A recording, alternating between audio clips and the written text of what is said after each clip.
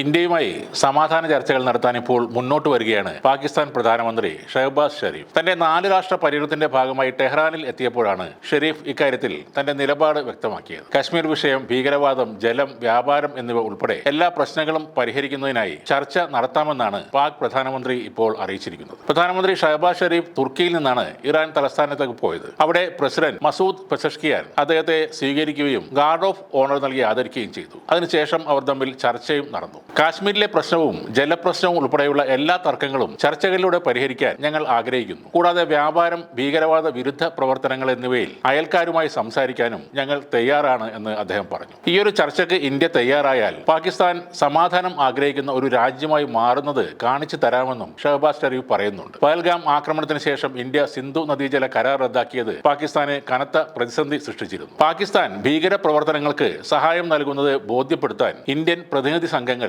വിവിധ രാജ്യങ്ങൾ ഇപ്പോൾ സന്ദർശിക്കുകയാണ്. ഇന്ത്യയുടെ ഈ നീക്കത്തിന് രാജ്യാന്തര തലത്തിൽ വലിയ സ്വീകാര്യതയും ലഭിച്ചു വരുന്ന സാഹചര്യത്തിലാണ് പാകിസ്ഥാൻ പ്രധാനമന്ത്രിയുടെ പ്രതികരണം വന്നിരിക്കുന്നത്. കൂടാതെ പഹൽഗാം ഭീകരാക്രമണത്തിന് പിന്നാലെ നടന്ന ഓപ്പറേഷൻ സിന്ദൂറിൽ പാകിസ്ഥാന് കനത്ത തിരിച്ചടി നേരിടേണ്ടി വന്നിരുന്നു. പാകിസ്ഥാനിലെയും പാക് അധിനിവേശ കാശ്മീരിലെയും തീവ്രവാദികളുടെ കേന്ദ്രങ്ങളെല്ലാം ഇന്ത്യ തകർത്ത് കളഞ്ഞിരുന്നു. അതിന് പിന്നാലെ ഇന്ത്യയിലേക്ക് പാകിസ്ഥാൻ അയച്ച ഡ്രോണുകളും മിസൈലുകളും ഇന്ത്യൻ പ്രതിരോധ സംവിധാനം തകർത്തിരുന്നു. അതിന് പിന്നാലെ പാകിസ്ഥാന്റെ തന്ത്രപ്രധാനമായ വ്യോമത്താവളങ്ങൾ ഇന്ത്യ ആക്രമിക്കുകയും അവിടെയെല്ലാം കനത്ത നാശനഷ്ടങ്ങൾ വരുത്തുകയും ചെയ്തിരുന്നു. ഇങ്ങനെ നല്ലൊരു ശക്തമായ തിരിച്ചടി കിട്ടിയതിന്റെ പേടിയിലാണ് ഇപ്പോൾ പാകിസ്ഥാൻ പ്രധാനമന്ത്രിക്ക് സമാധാനം വേണമെന്ന ചിന്ത വന്നിരിക്കുന്നത്. എന്നാൽ അതിനൊപ്പം പതിവ് പോലെയുള്ള നുണകളും ഇദ്ദേഹം തട്ടിവിടുന്നുണ്ട്. ഇന്ത്യ യുദ്ധത്തിന്റെ പാത തെരഞ്ഞെടുത്താൽ തിരിച്ചടി നേരിടേണ്ടി വരുമെന്നാണ് അദ്ദേഹം പറയുന്നത്. അവർ ആക്രമണകാരികളായി തുടരാൻ തീരുമാനിച്ചാൽ കുറച്ച് ദിവസങ്ങൾക്ക് മുമ്പ് ചെയ്തതുപോലെ നമ്മുടെ പ്രദേശം നമ്മൾ സംരക്ഷിക്കും. പക്ഷേ അവർ എന്റെ ഈ സമാധാന വാഗ്ദാനം സ്വീകരിച്ചാൽ നമ്മൾ സമാധാനം ആഗ്രഹിക്കുന്നുവെന്ന് കാണിക്കും, അതും അർഹമായ